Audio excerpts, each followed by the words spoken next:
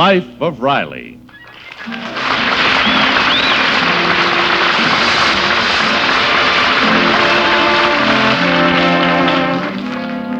Now let's stop in and meet the Rileys once again. You remember the Rileys. There's Chester A. Riley, Brooklyn's gift to California, his patient wife, Peg, teenage daughter, Babs, and 13-year-old son, Junior. They're still living in the little California bungalow close by the aircraft plant where Riley's employed. As we look in on them now, it's breakfast time and all seems to be serene. But with Riley around, how long can that last? Riley, breakfast waiting. I'm coming. Peg, what'd you do with my yesterday shirt? Oh, now, Riley, I hope you're not going to wear that shirt again today. Of course not. I'm saving it for tomorrow. Oh, go on and eat your breakfast. I don't know why this family can't leave my things where they belong. Yesterday, I put my cufflinks in the medicine cabinet. And today, what do I find there instead? A bottle of iodine. Good morning, Mother. Good morning, dear. Here's your orange juice. Good morning, Mother. Morning, Daddy. Daddy, may I have $10 for a new dress? It's the cutest dress, and you promised last week you'd let me have the money. Money. That's all this family thinks about. Don't you know there's a war don't you know reconversion's going on? Now, your father's right, Babs. The way things are, he may be laid off any day. Oh, me? They wouldn't lay me off. I've been there at the plant for 4 years. I'm a key man. Why, I build them planes single-handed. What, Dad? You told me that over 100 men work on one plane. All right, so I get a little help. Don't worry about my job. Well, I hope you're right, Riley. But you know, plenty of men are being laid off every day. Now, Dumplin', stop worrying. I ain't losing my job. Even if I did, I've been out of work before, and we got along okay, didn't we? We was never homeless, was we? Well, no, not quite. Remember the time back in Brooklyn, we lived 6 months in a trailer right in back of a brewery. Well, the view wasn't so good, but the air was certainly intoxicating.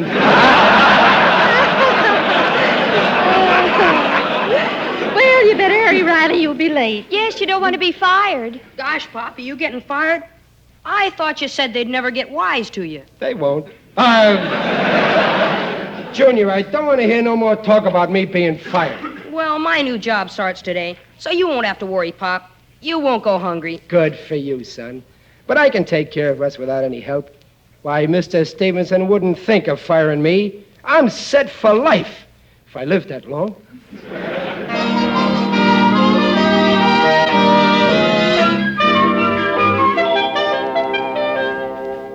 Listen, Riley, stop kidding yourself. Take my word for it. In a little while, this plant's going to have to start letting men go. So what? Why should I worry, Gillis? Stevenson had never let me go. Why, I'm his right hand. Yeah, but it so happens that Stevenson is left-handed. You don't scare me, Gillis. But when the big boss starts handing out them 2-week notices, I'd hate to be in your feet. Don't make me laugh, Riley. Why, Stevenson and me, we're just like brothers. Did you ever notice how he's always slapping me on the back? Yeah. I also noticed that lately the slaps have been getting lower and lower.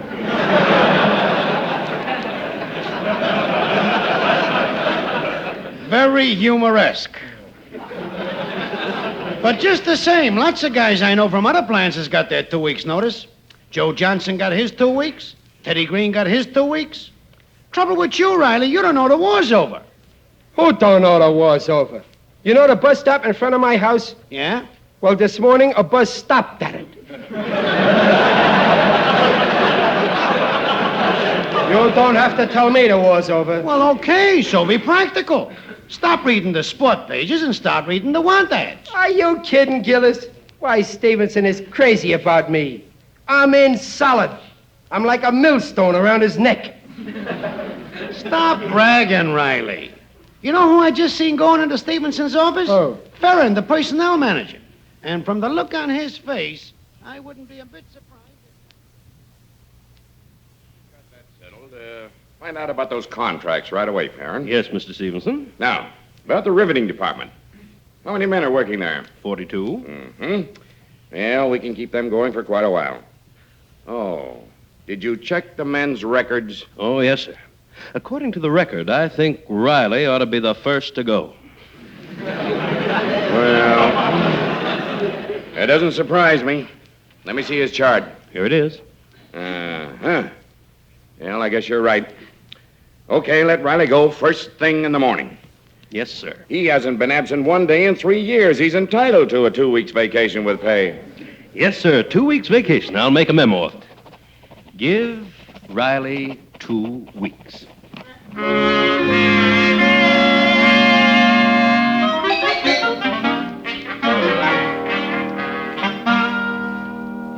Hey, Junior!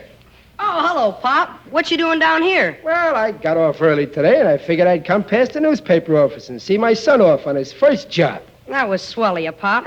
Well, I'm all set. Good. Here's my bundle of papers. Yeah? Here's my route. It's a cinch. That's the way to talk, son. There's nothing like being overconfident. Well, I better get started or the supervisor will lace into me. Yeah, you... Hey, Junior, look, ain't that your little girlfriend, Marilyn Morris, across the street there? Where? Over there. Yeah, that's Marilyn. Hey, what's she doing with Egghead O'Brien? If he's trying to muscle in, I'll... Here, Pop, hold these papers for me, will you? I gotta find out what's cooking. Well, no, Junior, wait, come back. Oh, what a boy. Can't resist a skirt. I don't know where he gets it from. Certainly not from his mother. Hey, boy, you, Sonny, with the head. You, speaking to me? Yes, you. Why haven't you started out on your route? You're late. But I don't... Where's your ambition? Where's your ambition, a big, overgrown boy like you? How do you ever expect to amount to anything? Well, now, wait a minute. You got me wrong. This bundle of papers is my son's, Chester Riley, Jr. Oh, the new boy. Yeah. Well, where is he? He's, protecting his interests. He'll be back soon. If those papers don't leave here this minute, he's fired. Oh, no. Wait a minute, mister. Give the boy a break. I'll deliver the papers for him today, huh? I don't care who does it as long as they get delivered. Yes, sir. Now get going. Yes, sir. Right away, sir. And don't forget, Sonny, if you get 3 new subscribers, you win a scooter.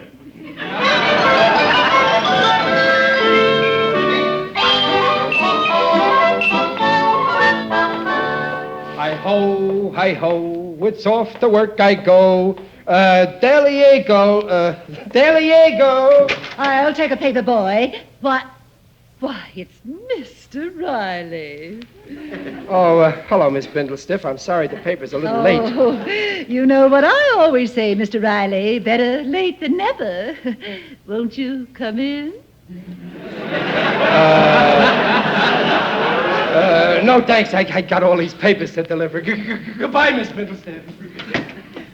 Dear me, the poor man.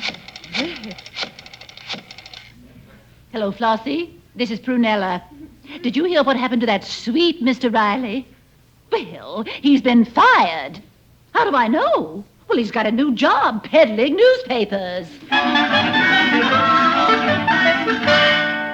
Hello, Mrs. Gillis. This is Flossie Durkin. Too bad about Riley, isn't it? He's been fired. Well, of course, I'm sure. My husband practically saw his pink slip.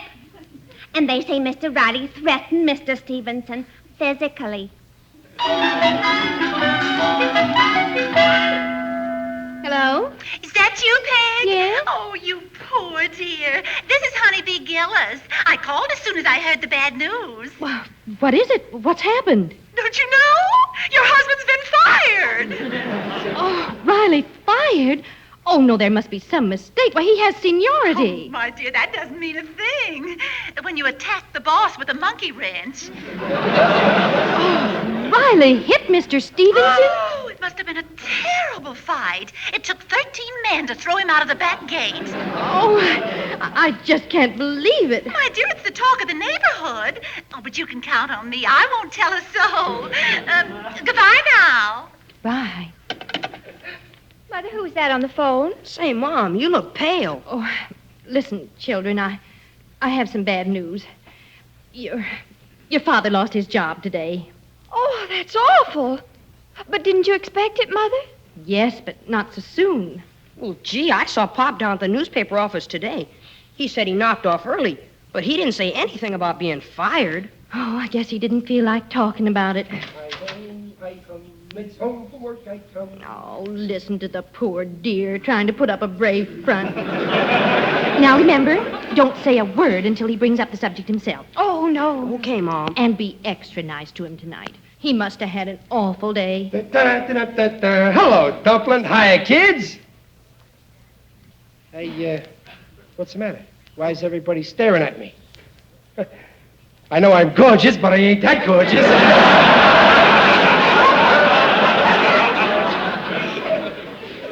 Something wrong? Oh, no, of course not, dear. No, sit down, dear. Here in the Morris chair. Oh, thanks, honey. Oh, Morris sure feels good. Here's a cushion, Pop, and here's your pipe. Oh, thanks, son. Daddy, can I put on your slippers? Well, sure, Babs, but I think they're too big for you. Oh, say, I almost forgot, honey. Here's the 10 spot for that new dress you wanted. Oh, no, Daddy, I don't need it honest. Oh, go on, buy it. I was only kidding this morning. Oh, no, really, Daddy. I wouldn't think of buying it. Now. Well, okay. Pop, about my allowance. Now, look, Junior, I gave you your 30 cents yesterday. I know, Pop. Here it is back. What? You're giving it back? Peg Junior's delirious. Oh, that reminds me, dear. I have a little confession to make. I've saved $42 out of the household money. It's really yours, you know. You'll find it in the radio behind the third tube. Wait a minute. Get me my hat. I must be in the wrong house. This can't be the Riley family. What's gotten into everybody? Oh, see who's at the door, will you, Babs? Yes, Mother. Hello, Babs. Oh, hello, Mr. Benny. I heard the sad news,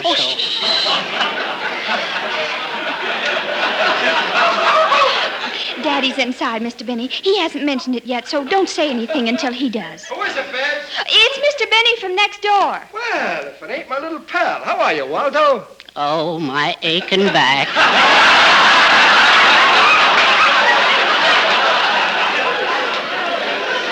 What's aching it now? Did your wife hit you with something again?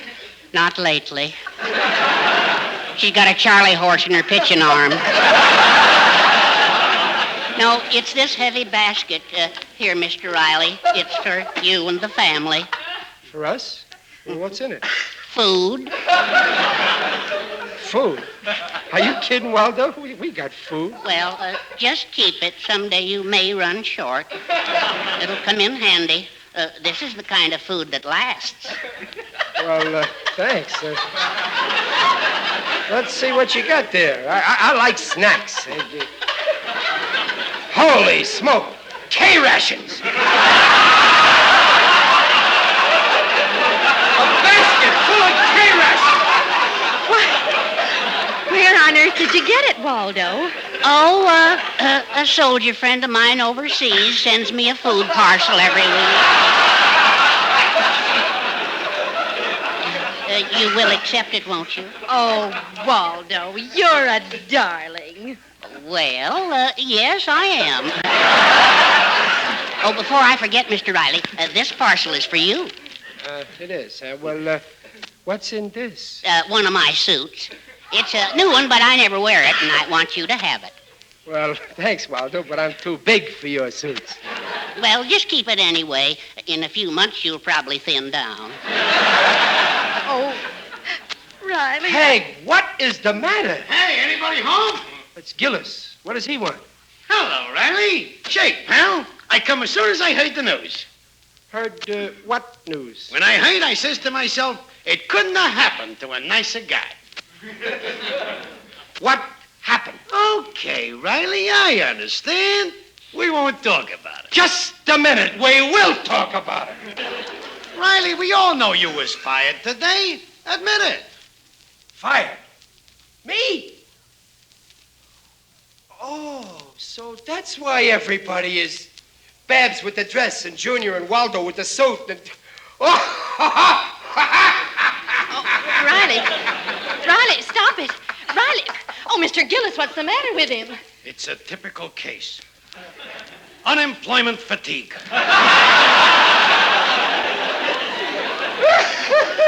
Everybody thinks I was fired. Me with my seniority. Riley, dear, I don't mind. Honest, we'll get along. Now listen, everybody. This has gone far enough. I was not fired today. Get it? I was not Fired. Stubborn. A mild form of insanity verging on dementia peacocks. I'll prove it to you. I'm calling up the plant. Hello. Personnel department, please. Why, they would no more think of firing me. Hello, personnel department. Look, my name is Riley, riveting department. Tell me something. Was I fired today? Well, I don't know. Mr. Brecker handles that, but he's just been fired. Well, try to find out, will you? It's important. Well, could you call back some... Oh, wait a minute. There's a memo here on Mr. Farron's desk about a Riley, Chester Riley. Yeah, that's me. What does it say? It says, give Riley 2 weeks. Yeah, 2 weeks. Oh, I see. Anything else? No, that's enough. Well, I guess you were right. How could they do this to me? I don't understand it. Neither do I. Mr. Riley, you just told me yesterday that you were frozen in your job. Well, I was, but now it looks as if I've been defrosted.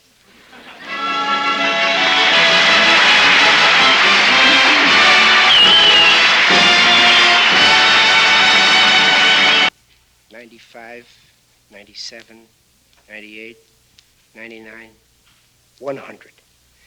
Well, that's $1. Now, let's see, 8 and 6, that's about 14 and Riley, 7. are you going to sit there figuring all morning? Peg, this is serious. We're in a spot. I got to figure out how we're going to live until I get a job. Oh, we'll manage. If we're careful. I got it all figured out. If worst comes to the worst, we got enough cash to live on for 5 years. 5 years, Pop? Yep, providing we live on bread and water. Gee, bread and water every day? Well, not every day. Sundays we can have something special, like bread and Coca-Cola, maybe. Riley, you're talking nonsense. Wait till the reconversion program gets going. There'll be lots of jobs. Junior, at the door. If it's the landlord, tell him we'll pay him the first of the month. Okay. But don't tell him what month. It ain't the landlord, Pop. It's Mr. Odell, the undertaker. The friendly undertaker. Greetings, Riley. You're looking fine. Very natural. Hiya, Digger. No, don't get up. Just lie there. It makes me feel more at home. I guess you heard, Digger, about me losing my job. That's why I'm here.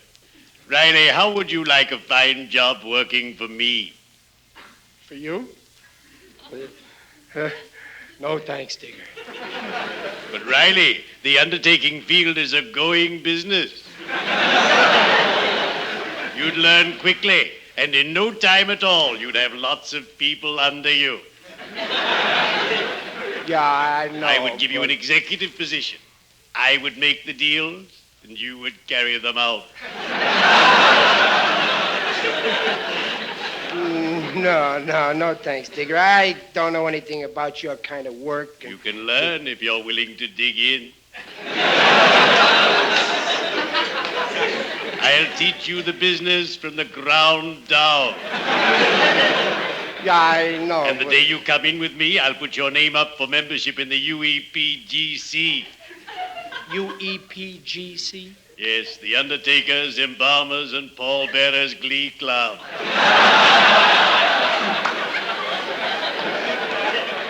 We meet every week, sing for an hour, then we eat some marble cake. Sounds very exciting, Dick. Ah, yes, it's a fine club. Jolly members, happy times. I adore the UEPGC. It's so gay. Must be gay if you're in it. Look, Digger, I gotta go now. I gotta go down to the plant and clean out my locker. Remember, I want you with me, Riley, and I'll get you yet, you big stiff.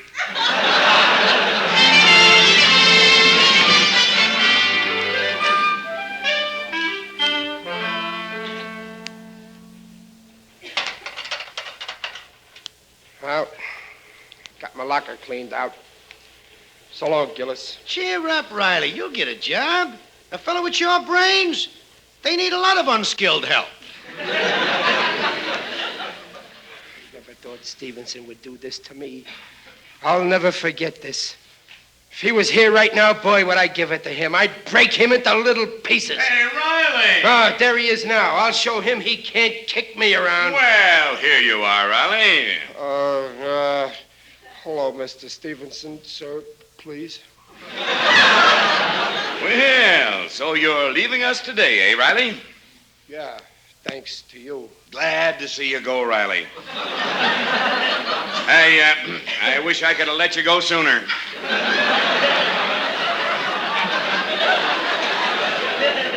Oh, is that so? Yes, sir. If anybody deserves this, you do. I deserve it, do I? Well, that settles it. After the way I worked. Why, Riley. Pipe down. You're nothing but an ungrateful ingrate. You're a backbiter, a double-crosser, and a weasel. And what's more, you ain't lovable. Well, I'm glad I found out what you really think of me. And if that's the case, you'll never work for me again. You're fired. You can't fire me. Oh, yes, I can. Oh, no, you can't, because you already fired me. You can't do it twice. It's monotonous. What are you talking about? Didn't even have the nerve to tell it to my face. Had to write it down on a memo pad. Give Riley 2 weeks. Well, goodbye, Mr. Stevenson. Well, I'll be... Oh, sure, laugh. Go on, go ahead, laugh. Wait a minute, Riley. Now, listen here, you big baboon. I didn't give you 2 weeks' notice. I give you 2 weeks' vacation. Well, you can kick... Oh, what a revolting development this is. Okay, Riley, forget it. Now get started on that vacation. So long, Riley. So long, boss. And thanks. Gillis, did you hear? Did you hear? Yeah, I heard. Boy, are you lucky. Luck's got nothing to do with it. It's brains, Gillis. Green matter. Vacations he gets. Yes, sir, Gillis. And when I'm up in the woods fishing and I pull up my hook and come face to face with a worm, I'll be thinking of you.